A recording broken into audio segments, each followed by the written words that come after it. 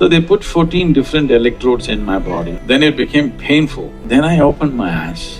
They said, according to our instruments, you're dead. Then they changed their opinion, they said, either you're dead or your brain is dead. I said, please don't give me a certificate like that. I happened to go to some institute and something like this, and they said, we want to measure your gamma waves in your brain. I did not know I have gamma waves in my brain, I only know that it works and it's good enough for me. I don't know if I have gamma waves. They said, no, you have when we want to measure. I was in an obligatory situation so reluctantly I said, okay. Then they said, okay, you come, and they took me to one room which is like a basement kind of thing, all glass on all sides, because something outwardly, I don't know what it is, they were doing something to see that the external gamma waves don't come in and read something like that. I don't know, somebody scientist should know these things. So they put 14 different electrodes in my body and they said, you meditate. I said, I don't know how to meditate.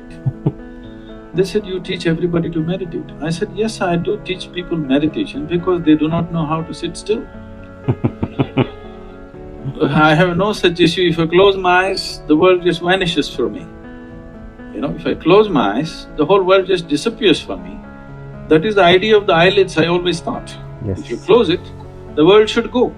But people close it and run a private world of their own. Yes. So then their problem is they want the name of the meditation and how much gamma waves, whatever. And they discussed and they said, okay, probably they called my meditation 01 or Z10 or something. So I sat down. After about 15-20 minutes, they were… with a metallic object, they were hitting that funny spot on my elbow where it hurts most, you know. Yes. I thought maybe it's part of their experiment and I sat. Then they started hitting my ankle, then my knee. It became very persistent. Initially I thought it must be the experiment, then I thought maybe they're trying to ask me to come out. They don't have to knock me up like this, if they just tell me, I would open my eyes. Then it became painful. Then I opened my eyes. I said, what? Did I do something wrong to be beaten up like this? They were all looking at me with a weird look on their face. I said, did I do something really wrong? They said, according to our instruments, you're dead. I said, that's a fantastic diagnosis. Then they changed their opinion, they said, either you're dead or your brain is dead. I said, please don't give me a certificate like that. That's too insulting. I'll go by the first opinion. Death certificate is okay. Brain dead certificate is, how do I exist? Namaskaram. Welcome to our comprehensive guide on understanding your brain. In this video, we delve into the complexities of the brain, exploring its structure, function, and the intriguing processes behind memory. Sadhguru shares a real incident from 26-27 years ago about being asked to measure gamma waves in his brain. Despite not knowing how to meditate, Sadhguru mentions that he can make the world disappear when he closes his eyes. The incident took place in the institute where they were trying to measure his brain activity. The brain, weighing just about 3 pounds, is the most complex organ in the human body. It orchestrates intelligence, interprets senses, initiates movement, and governs behavior, making it the crown jewel of our existence. Its complexity arises from the billion of neurons, of nerve cells, and intricate networks they form. Let's start with the basics. The brain can be divided into 3 main units: the forebrain, midbrain, and hindbrain.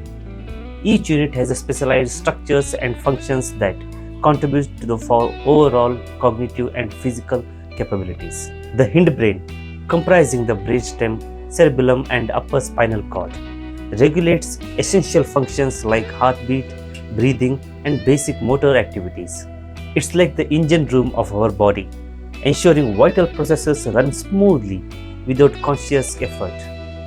The midbrain, positioned above the hindbrain, plays a role in sensory processing, motor coordination, and the regulation of sleep-wake cycles It also houses clusters of neurons involved in mood regulation and reward responses.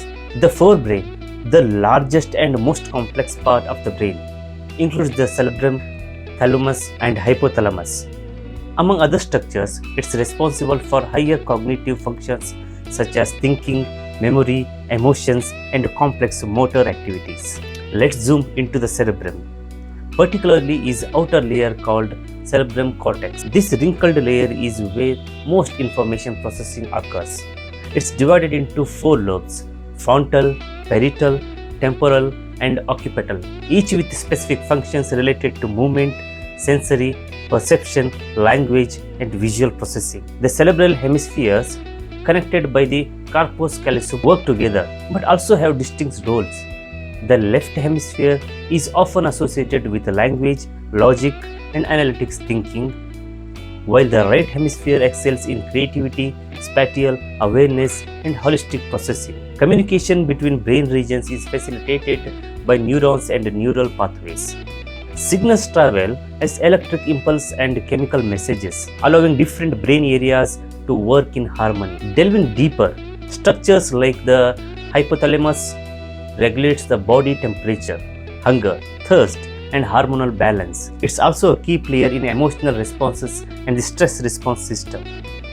The thalamus acts as a relay station, directing sensory information, expect smell, to the appropriate brain regions for processing. It plays a crucial role in attention and consciousness. The hippocampus, crucial for memory formation, converts short-term memories into long-term memories and help with spatial navigation.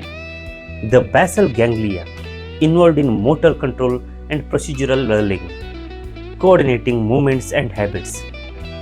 Dysfunctioning in this area can lead to movement disorder like Parkinson's disease.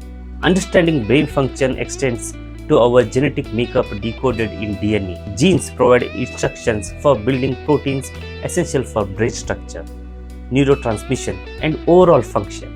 Memory process involves complex interaction between brain regions. Declarative memory, which deals with facts and events, relies on the hippocampus and surrounding areas.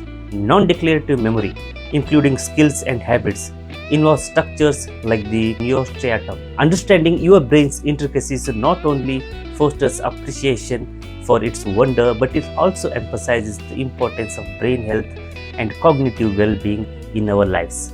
Learning more about how your brain works can empower you to adopt healthy habits and engage in activities that support your brain function. Be aware of these fake healthy foods and drinks. Watch this video to know more. Thank you for joining us on this enlightening journey through the complexities of the human brain. Don't forget to like, share, and subscribe for more insights content. Thanks for watching. Pranam.